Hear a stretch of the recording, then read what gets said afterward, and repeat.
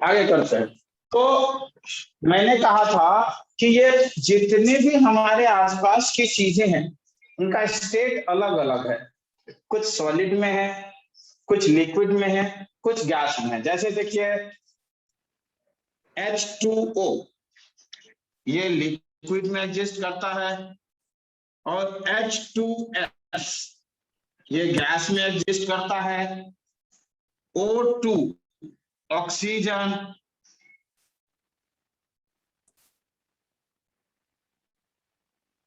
Gas में exist करता है, और सल्फर सॉलिड में एग्जिस्ट करता है। क्लोरीन लिक्विड गैस में एग्जिस्ट करता है। ब्रोमीन लिक्विड में एग्जिस्ट करता है, और आयोडीन सॉलिड में एग्जिस्ट करता है। समझ आया? तो हमने देखा कि हमारे आसपास की जितनी भी चीजें हैं वो कुछ सॉलिड में एग्जिस्ट करती हैं, कुछ लिक्विड में एग्जिस्ट करती हैं, और कुछ गैसेस में एग्जिस्ट करती हैं। ऐसा क्यों है? ऐसा है उसके बीच में जो अट्रैक्शन फोर्स है, जो उसको बांध के रखता है, उसे हम बोल रहे हैं इंटरमॉलिक्यूलर फोर्स। वो अलग अलग है। ज्यादा ताकत से पकड़ेंगे तो सॉलिड हो जाएगा, कम ताकत से पकड़ेंगे तो लिक्विड हो जाएगा, और बहुत कम ताकत होगा तो गैस हो जाएगा। जैसे पानी लीजिए, आप उसको फ्रीज में डालिए, फ्रीज हो गया तो सॉलिड हो गया, उसका शेप फिक्स है, उसकी बॉन्डिंग बहुत मजबूत हो। फिर हम पिघलाएंगे तो लिक्विड हो गया, वो मूव कर सकता है। और जब हम उसको गर्म करेंगे तो गैस हो गया, एटमॉस्फेयर में इधर उधर जा सकता है। समझ आया? अब ये सॉलिड वाला जो है वो चैप्टर हमारा है सॉलिड स्टेट। जो लिक्विड है ये चैप्टर हमारा है सॉल्यूशन, और ये गैस है वो हमारा है स्टेट ऑफ मैटर। ये 3 चैप्टर बना दिया केमिस्ट्री के अंदर। देखिए केमिस्ट्री के अंदर जो ये 3 स्टेट है हर चीज का, सॉलिड, लिक्विड और गैस, इसको 3 चैप्टर बना। समझ आया? तो ये हम अभी सॉलिड स्टेट पढ़ेंगे, फिर सॉल्यूशन पढ़ेंगे, और ये 11th का स्टेट होगा। ठीक है? तो ये 3 कोई भी चीज सॉलिड में या लिक्विड में या गैस में जो एग्जिस्ट करती है, उसके लिए हमने देखा कि इंटरमॉलिक्यूलर फोर्स। ये इंटरमॉलिक्यूलर फोर्स क्या होते हैं? इंटरमॉलिक्यूलर फोर्स है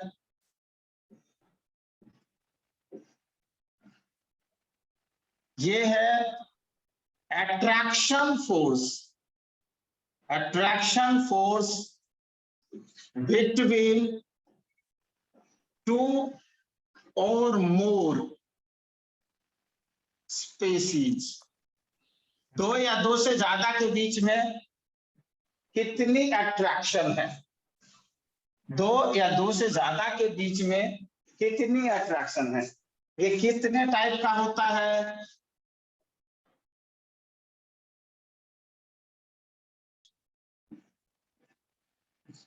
non charge species and charge species. 2 तरह के हैं ये। हमारे पास जितनी भी सब्सटेंस है वो 2 तरह की है। एक तो जिसमें कोई चार्ज नहीं है, और एक है जिसमें चार्ज है। चार्ज के अंदर पार्शियल चार्ज और फुल चार्ज। पार्शियल चार्ज और फुल चार्ज।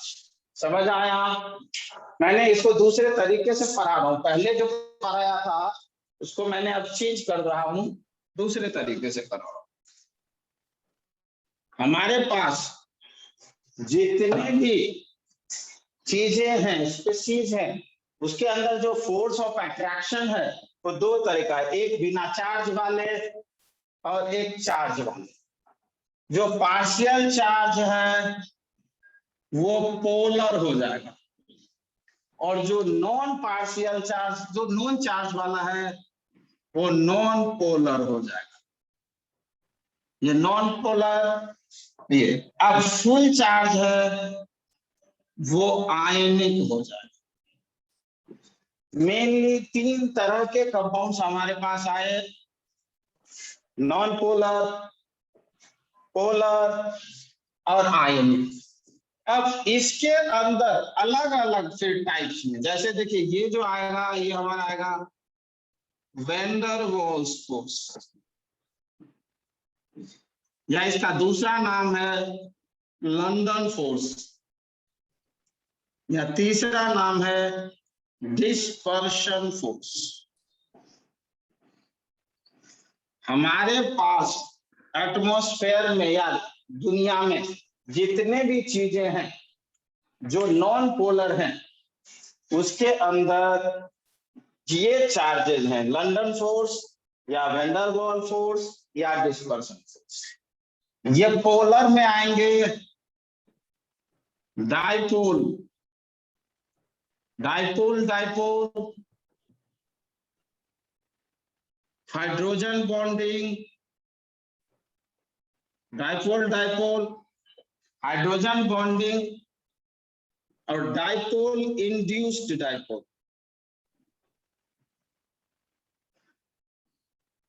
और ये 3 main layer, dipole dipole, hydrogen bonding और डाइपोल इंड्यूस्ड डाइपोल। और जो आयनिक वाले हैं उसके अंदर इस दोनों का कॉम्बिनेशन भी कुछ आता है, जैसे आयनिक के अंदर एक आएगा आयनिक बॉन्डिंग, मेटेलिक बॉन्डिंग, और एक आएगा आयन डाइपोल, जो दोनों को मिला के है आयन इंड्यूस्ड डाइपोल।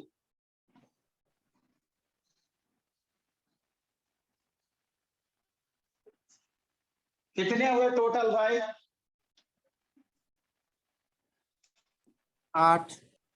और 8, और एक आएगा हमारा इसको और इसको मिला करके कोवैलेंट बॉन्डिंग। देख लो 9 तरह के, आप जो किताब पढ़ेंगे उसमें 4 या 5 दिया हुआ है। यदि आप एनसीईआरटी की किताब खोलेंगे तो ये 5 टाइप का दिया हुआ है, यदि आप कॉम्पिटिटिव खोलेंगे तो 6 या 7 तरह का दिया हुआ है। लेकिन टोटल जो है इस पूरी दुनिया में जितने भी चीजें हैं उसके अंदर जो फोर्सेस हैं वो यही 9 टाइप के फोर्सेस है, इसके अलावा और कोई फोर्सेस नहीं है। केमिस्ट्री के अंदर, फिजिक्स में फिर nuclear forces, electric forces, magnetic forces और भी बहुत सारी है। केमिस्ट्री के अंदर इतने ही, समझ आया? अब इसमें सबसे ताकतवर बॉन्ड कौन सा? सबसे ताकतवर कोवैलेंट बॉन्ड। दूसरा बताओ बच्चों, दूसरे पर कौन सा है? दूसरे नंबर पर हाइड्रोजन बॉन्ड सर। गलत आंसर। बाकी बच्चे मेटल दूसरे नंबर पर कौन सा है भाई? Sir metallic bond. Metallic bond. उसमें कुछ ऑप्शन था ना? हाँ सर, 2-3 होता है, आयोनिक बॉन्डिंग और मेटालिक। ये दोनों आपस में लड़ाई करते रहते हैं, ये दोनों आपस में लड़ाई करते हैं।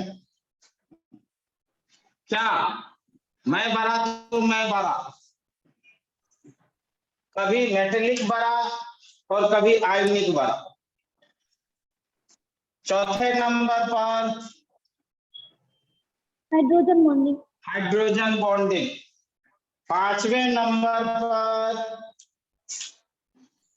Dipole induced dipole. गलत आंसर। Sir dipole. वो भी गलत है। Ion dipole. आयन पांचवें नंबर पर ये, छठे नंबर पर डाइपोल डाइपोल, सातवें नंबर पर डाइपोल, आयन इंड्यूस्ड डाइपोल, आठवें नंबर पर, और ये 9वें नंबर। समझ आया? ये है इसकी ताकत। अब हम एक एक करके एक्सप्लेन करते हैं सारे। डायमंड जो होता है वो बहुत मजबूत है। डायमंड जो है वो हार्डेस्ट सब्सटेंस है। क्यों? डायमंड हार्डेस्ट सब्सटेंस, हथौड़ी से मारेंगे उसके ऊपर, हथौड़ी में ही छेद हो जाता। हथौड़ी से डायमंड को ऊपर मारे तो हथौड़ी में छेद हो जाता, डायमंड का कुछ नहीं। क्यों? डायमंड को कैसे काटेंगे? फिर लोहे से काटेंगे, लोहे की आरी से, किसी चीज से, तो लोहे का आरी ही टूट जाए। कैसे काटेंगे? सर डायमंड से ही काटेंगे। जी हाँ, हमारे यहाँ मुहावरा है, लोहे को लोहा ही काटता है। अंग्रेजों का यही मुहावरा है, डायमंड्स कट डायमंड्स। इसको हिंदी में क्या बोलेंगे? हीरा हीरे को लोहे को लोहा काट।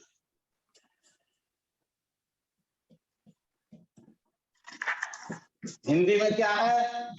डायमंड्स कट डायमंड्स का, लोहे को लोहा का।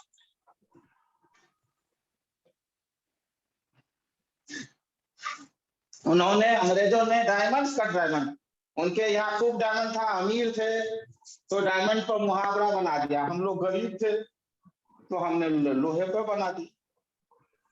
क्या? Yes sir. तो डायमंड में कौन सा बॉन्डिंग है बच्चों? कोवेलेंट। कोवेलेंट, इसीलिए ये सबसे मजबूत है। और कौन कौन सा है कोवेलेंट बॉन्डिंग वाला? ग्रेफाइट। ग्रेफाइट में भी कोवेलेंट है, बॉन्डिंग है। ग्रेफाइट में भी कोवेलेंट बॉन्डिंग है, और इसीलिए ये भी बहुत मजबूत होता है। लेकिन स्लिपरी इन टच है graphite, pencil slippery in touch होता है। क्यों? क्योंकि एक लेयर से दूसरे लेयर के बीच में स्लिप होता है। ये देखो, ये ग्रेफाइट का एक लेयर, यहाँ दूसरा लेयर, और इसके बीच में वेंडर वॉल्स फोर्स होता है। इसीलिए ये स्लिपरी इन नेचर लेयर है। एक लेयर में कौन सा बॉन्ड है? कोवेलेंट। दूसरे लेयर में कोवेलेंट, और दोनों के बीच में वेंडर वॉल्स। इसीलिए ये लेयर स्लिप कर जाता है एक के ऊपर एक। जब वो स्लिपरी है, एक के ऊपर फिसल जाता है, क्योंकि ये बॉन्ड कमजोर है तो फटाफट टूट जाता है। समझ आया? तो ग्रेफाइट में कंप्लीट कोवेलेंट बॉन्डिंग नहीं है। ग्रेफाइट में कंप्लीट कोवेलेंट बॉन्डिंग नहीं है, बीच दो लेयर के बीच में वेंडर वॉल्स। अगला बोराइड, कार्बाइड। जो बुलेट प्रूफ जैकेट बनाते हैं ना, वो इसी चीज का बनाते हैं कि गोली भी पार ना कर सके, इतना मजबूत है। बुलेट प्रूफ जैकेट बनाते हैं, वो क्या बनाते हैं? उसके बीच की बॉन्ड मजबूत हो, जिससे बुलेट भी पार ना कर पाए, तोड़ ना पाए उसको। वो बनाते हैं बोराइड, कार्बाइड। और अब तो कुछ पॉलीमर भी आने लगे हैं जिससे बुलेट प्रूफ जैकेट बनाते हैं, ये भी बहुत मजबूत। समझ आया? तो सबसे मजबूत बॉन्डिंग कौन सा है बच्चों? कोवेलेंट। जिस किसी में कोवेलेंट बॉन्डिंग होगा वो किस स्टेट में एग्जिस्ट करेगा? हमेशा सॉलिड। सॉलिड। जी हाँ, कोई डाउट किसी को? जिस किसी चीज में कोवैलेंट बॉन्डिंग है, पूरे मॉलिक्यूल की बात कर रहा हूं, मॉलिक्यूल पे मॉलिक्यूल अलग अलग नहीं। अब जैसे देखो H, हमने ये लिया CH4, इसमें भी तो कोवैलेंट बॉन्डिंग है, लेकिन ये एक मॉलिक्यूल है, मॉलिक्यूल टू मॉलिक्यूल की बात कर रहा हूं। ये दूसरा मॉलिक्यूल है, इसके बीच में थोड़े कोवैलेंट बॉन्डिंग। डायमंड एक ही हो जाता है, डायमंड क्या होता है? एक ही हो जाता है, चाहे 10 कार्बन हो, चाहे 50, चाहे लाख, चाहे करोड़, चाहे कितने भी, डायमंड एक ही मॉलिक्यूल है। एक डायमंड एक ही मॉलिक्यूल होता है, उसमें नंबर ऑफ एटम्स बढ़ जाए। समझ आया? तो कोवैलेंट कोई भी कंपाउंड्स होगा जिसमें कोवैलेंट बॉन्डिंग है, इंटरमॉलिक्यूलर फोर्स नहीं, टोटल फोर्स, दो अलग अलग के बीच में नहीं, एक ही सिंगल होगा। दो को चिपकाओगे, जैसे देखो किसी एक डायमंड हम निकालें और उसको तोड़ के दो टुकड़ा कर दे तो अलग अलग होगा। एक डायमंड में कितने, डायमंड को किस चीज में मेजर करते हैं बच्चों? डायमंड को किस चीज में नापते हैं, तोलते हैं, क्या करते हैं? Correct sir. तो एक क्वेश्चन देता हूं मैं, एक 10 कैरेट का डायमंड है, उसके अंदर X मॉलिक्यूल है, तो 100 कैरेट के डायमंड में कितने मॉलिक्यूल होंगे? बताओ तो। 10। A option X, B option 10X, C option 100X, D option infinite. बताओ। Sir X sir. यदि 10 कैरेट के डायमंड में X मॉलिक्यूल्स है, तो 100 कैरेट के डायमंड में कितने मॉलिक्यूल्स होंगे? Sir X sir. एक्स ही होगा सर, ए ही होगा। X ही होंगे, X ही क्योंकि सर कैरेट क्वालिटी बताता है। X की वैल्यू कितनी होगी? पूछ दे, X की वैल्यू कितनी हो सकती है भाई? 1 होगी। X की वैल्यू हमेशा 1 होगी। वो मॉलिक्यूल लिखा है। हाँ, क्योंकि देखो, यह जब जुड़ता जाएगा ना तो एक ही मॉलिक्यूल हो जाएगा। सपोज करो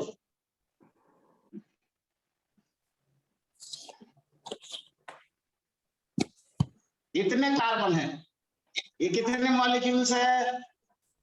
सर 1 सर। एक। अब इसमें यदि और हम जोड़ दें,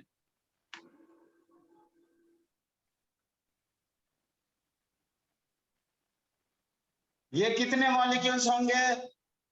एक ही। और जोड़ दें, कितने होंगे? एक मॉलिक्यूल। चाहे साइज खाली बढ़ता जाएगा लेकिन मॉलिक्यूल्स तो एक ही रहेगा। Yes sir. क्या समझे? यस सर, समझ गया। तो X की वैल्यू कितनी होगी? सर 1। 1 सर। समझ आ गया? Yes sir. कितना ट्विस्टेड सवाल था ये। एक देखो, मान लो हमारे परिवार की तरह है। परिवार का मतलब क्या है? परिवार का मतलब है, मान लो हस्बैंड वाइफ शादी हुई और अलग चले गए, कहीं अलग रहने लगे, ठीक है? तो क्या कहेंगे? ये एक परिवार है, फैमिली। Yes 3 sir. बच्चे हो गए, तो क्या कहेंगे? परिवार नहीं है, परिवार यस सर, है है। सर। और हो गया 20 पर्सन हो गए, क्या है, एक ही परिवार है या अलग अलग एक ही साथ रह रहे हैं? एक ही। एक ही परिवार। 100 लोग हो गए, सारे लोग साथ में रह रहे, तो क्या कहेंगे, 4 परिवार हो गए, एक ही है ना, साथ में रह रहे। एक ही है। तो साइज बढ़ता गया, क्या देखा, साइज में साइज चेंजेस नहीं आने से कोई फायदा नहीं, मतलब जी। हम लोग जब फैमिली आजाद हुए थे तब भी एक ही देश था इंडिया, और उस समय हम लोग 22 करोड़ लोग थे। आज हम 135 करोड़ हो गए। देश तो एक ही है, देश क्या 4 हो गया क्या? सर। किसी को कोई डाउट है कोवेलेंट में? जुड़ता जाएगा, जुड़ता जाएगा, जुड़ता जाएगा, बड़ा होता जाएगा, लेकिन रहेगा तो एक ही एंटिटी। समझ आया या किसी को कोई यस डाउट? सर। अब दूसरा है आयोनिक और मेटेलिक। आइंस में क्या होता है, जैसे नमक लिया हमने, Na plus plus plus plus charge disperse हो गया, और Cl minus minus minus minus minus. ये इलेक्ट्रोस्टैटिक फोर्स है, ये इलेक्ट्रोस्टैटिक फोर्स है, ये बहुत ताकतवर होता है। क्या समझे? सर इलेक्ट्रोस्टैटिक तो फोर्स है जो कि बहुत इलेक्ट्रो ताकतवर होता है।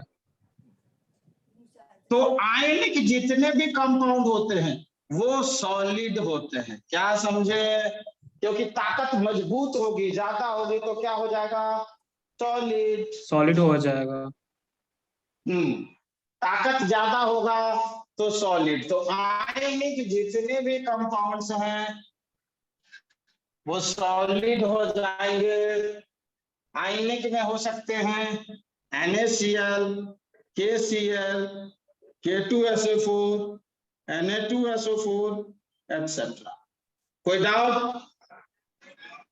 अब नमक का बॉइलिंग पॉइंट कितना, मेल्टिंग पॉइंट कितना है, 1700 सेंटीग्रेड। सोडियम सॉलिड मेटल का कितना है melting point, 72 degree Celsius. Iron का मेल्टिंग पॉइंट कितना है, 1674 डिग्री सेल्सियस। और टंगस्टन का कितना है, 3600 डिग्री सेल्सियस। आपने क्या देखा, सबसे ज्यादा कभी तो टेम्परेचर आयनिक टंगस्टन का का। ज्यादा, कभी आयनिक का ज्यादा, और कभी मेटल का ज्यादा, कभी मेटल का कम और कभी मेटल का ज्यादा। तो इसीलिए 2 3 और 3 2 गलत है या सही है? सही है। तो सही है सर। सही है सर। मेटेलिक बॉन्डिंग में कितने टाइप का बॉन्डिंग है पता है? No sir.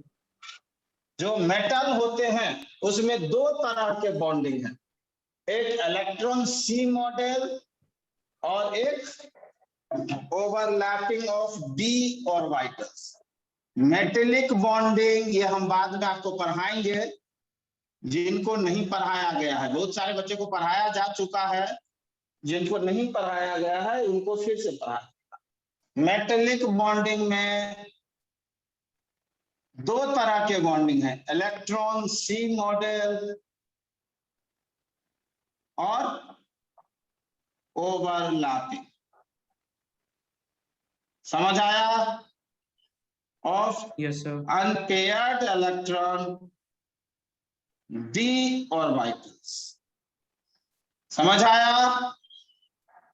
मेटल में 2 तरह की बॉन्डिंग है, इलेक्ट्रॉन सी मॉडल और ओवरलैपिंग। ये किस में होता है, ये डी ब्लॉक वाले में होता है, और ये किस में होता है, एस एंड पी ब्लॉक में होता है।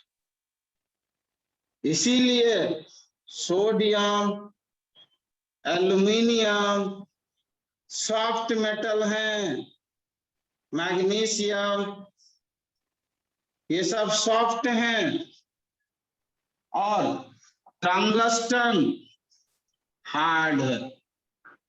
क्योंकि ये स्ट्रॉन्गर फोर्स होता है, ये स्ट्रॉन्गर है और ये वीकर है, कमजोर है। समझ आया? मेटेलिक बॉन्डिंग कितने तरह का बच्चों? दो तरह का।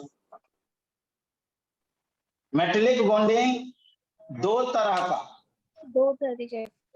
एक इलेक्ट्रॉन सी मॉडल और एक overlapping of unpaired electron of these orbitals. ये बहुत कम मजबूत है।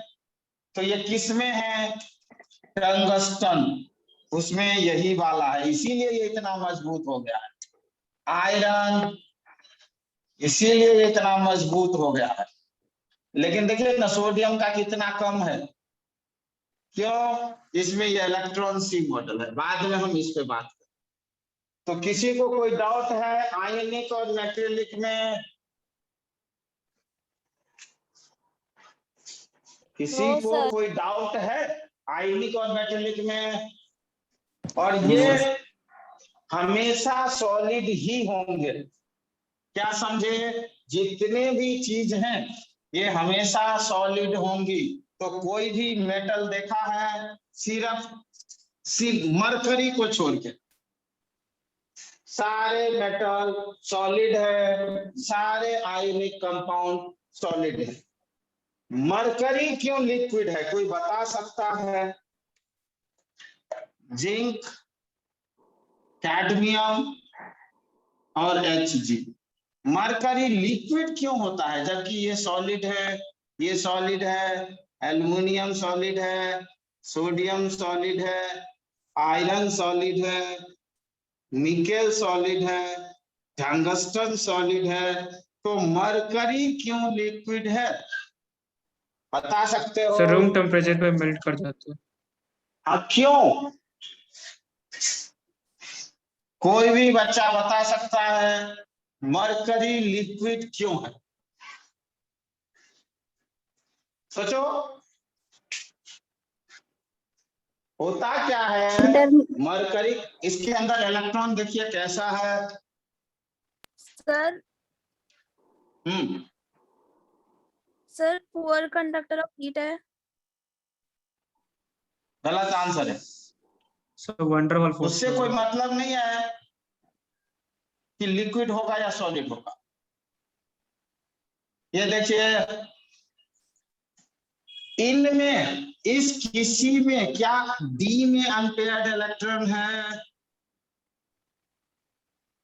यदि D10 है तो क्या डी में अनपेयर्ड इलेक्ट्रॉन है? No sir. नहीं है। तो इसमें किस टाइप का बॉन्डिंग बनेगा?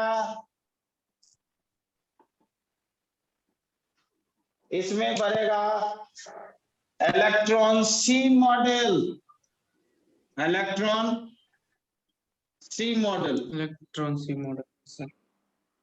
और इनका साइज नीचे जाने पर बढ़ता जा रहा है, इनका साइज नीचे जाने पर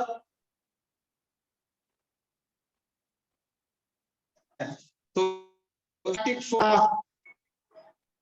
जब साइज बढ़ेगा तो इलेक्ट्रोस्टैटिक फोर्स घटेगा। डिस्टेंस बढ़ाओगे तो फोर्स घटेगा। इसमें भी डाउट लग रहा है तुम लोगों को यार? ये देखो ये दो मैग्नेट्स हैं, यदि मैग्नेट को नजदीक करेंगे तो बहुत ज्यादा जोर से खींचेगा और दूर करेंगे तो कम जोर से खींचेगा। इसमें भी डाउट है। इलेक्ट्रोस्टैटिक फोर्स जितना दूर करोगे उतना कमजोर हो जाएगा। जिंक छोटा है, देखो जिंक जो है, जिंक का साइज इतना दूर में है, इलेक्ट्रॉन यहां है, तो इसके न्यूक्लियस से अट्रैक्शन हो रहा है।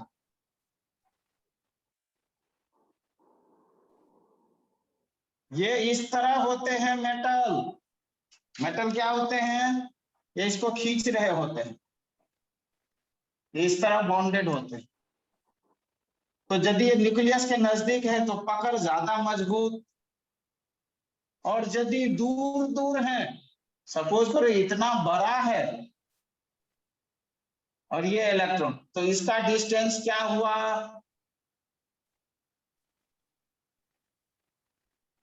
डिस्टेंस क्या हुआ, बढ़ गया। तो अट्रैक्शन का क्या होगा, दूर से यदि मैग्नेट से खींचोगे किसी चीज को तो अट्रैक्शन का क्या होगा, घट कम हो जाएगा जाएगा। ना। तो इसमें क्या है, ज्यादा फोर्स है, और इसमें क्या है, लेस फोर्स है। तो जब फोर्स धीरे धीरे साइज बड़ा होगा, कम होता जाएगा, तो सॉलिड से इसीलिए ये लिक्विड में कन्वर्ट हो गया। जिंक एक सॉफ्ट मेटल है, कैडमियम उससे भी ज्यादा सॉफ्ट है, और मरकरी लिक्विड हो गया। क्यों, क्योंकि मरकरी में कोई भी अनपेयर्ड इलेक्ट्रॉन नहीं है डी में, इसीलिए इलेक्ट्रॉन सी मॉडल बना। इलेक्ट्रॉन सी मॉडल किससे बनता है, एस इलेक्ट्रॉन से बनता है। इलेक्ट्रॉन सी मॉडल किससे बनता है, एस इलेक्ट्रॉन से बनता है, एस इलेक्ट्रॉन से। और ये इलेक्ट्रोस्टैटिक फोर्स है, ये डिस्टेंस का इन्वर्सली होता है। तो जैसे जैसे डिस्टेंस बढ़ाओगे ताकत कमजोर होती जाएगी, तो ताकत कमजोर हो गई तो लिक्विड में कन्वर्ट हो जाएगी। समझ आया। हमने कोई चीज लो, कोई भी चीज लेते हैं, लोहा, एल्युमिनियम लेते हैं, एल्युमिनियम को सॉलिड में होता है और खूब गर्म करें तो क्या होगा, लिक्विड हो जाए। एल्युमिनियम कैसा होता है, सॉलिड। सॉलिड में। लेकिन यदि हम उसको गर्म करते जाए तो क्या होगा, लिक्विड में। लिक्विड। इसका मतलब कि हीट देने से उसके बॉन्ड टूट जाते हैं, बॉन्ड कमजोर हो जाते हैं, तो लिक्विड में। और गर्म करें तो क्या होगा, गैस बन जाएगा। समझ आया। किसी भी Yes, चीज sir. को, सॉलिड को आप गर्म करो तो लिक्विड हो जाएगा, लिक्विड को गर्म करो तो गैस हो जाएगा। दूसरा एग्जांपल लेते हैं, आप लोगों ने सर्दियों में देखा होगा घी को, सर्दियों में घी क्या हो जाता है, या नारियल का तेल जम जाता है। जम जाता है। फ्रीज हो जाता है, तो सॉलिड हो गया। Yes sir. उसको हम गर्म करते हैं तो क्या हो जाएगा, लिक्विड लिक्विड बनेगा। में। और खूब गर्म करिए तो क्या होगा, भाप बन, गैस बन के उड़ जाएगा। गैस बन जाएगा।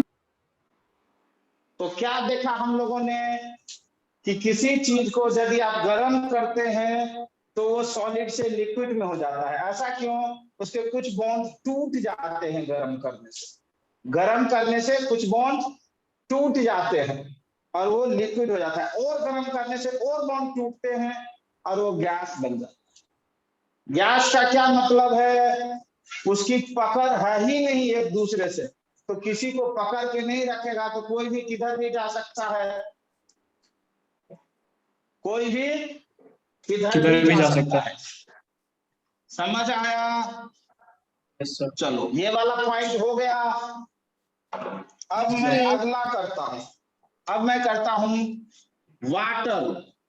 वाटर तो लिक्विड है लेकिन H2S गैस है। ऐसा क्यों, देखिए हाइड्रोजन बॉन्डिंग होने के लिए क्या कंडीशन होना चाहिए, कौन से साथ हाइड्रोजन? हाइड्रोजन बॉन्डिंग बनाने के लिए अदिति क्या कंडीशन होना चाहिए, हाईली इलेक्ट्रोन के साथ रिएक्ट करना। अदिति तुमको बताना है, हाइड्रोजन बॉन्डिंग होने के लिए क्या कंडीशन होना चाहिए, और कोई बच्चा, सर कौन से चार्ज हाइड्रोजन होना चाहिए? क्लोरीन। हाँ, फिर कौन? Hydrogen. With charged hydrogen, phone with charged hydrogen. Fluorine, oxygen या नाइट्रोजन, इस तीनों में से कोई होना चाहिए और साथ में चार्ज्ड हाइड्रोजन होना चाहिए, तो हाइड्रोजन बॉन्डिंग होगा। अब देखिए वाटर में क्या है,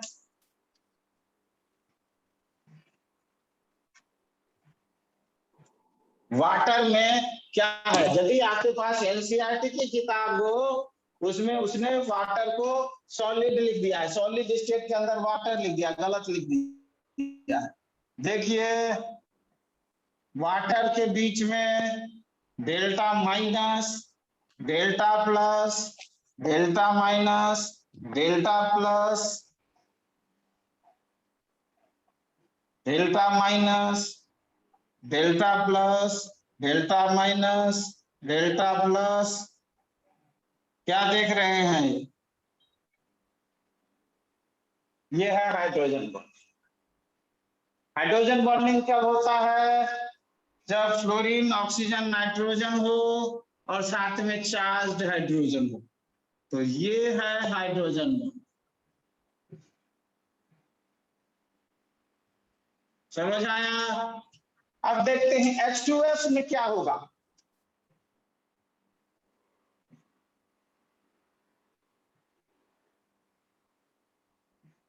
इसके बीच में कौन सा बॉन्ड है बच्चों? Delta positive.